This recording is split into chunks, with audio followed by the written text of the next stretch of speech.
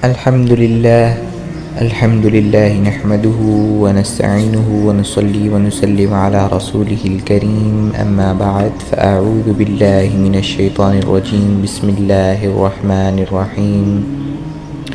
هو الله الخالق البارئ المصور، له الأسماء الحسنى، يسبح له ما في السماوات وما في الأرض، وهو العزيز الحكيم. صدق الله العظيم. Dear Muslim brothers and sisters, Assalamu alaikum wa rahmatullahi wa barakatuhu. So today we are going to find the solutions of our problems in the 11th from the names of Allah subhanahu wa ta'ala. It is Al-Mutakabbir, the self-glorious.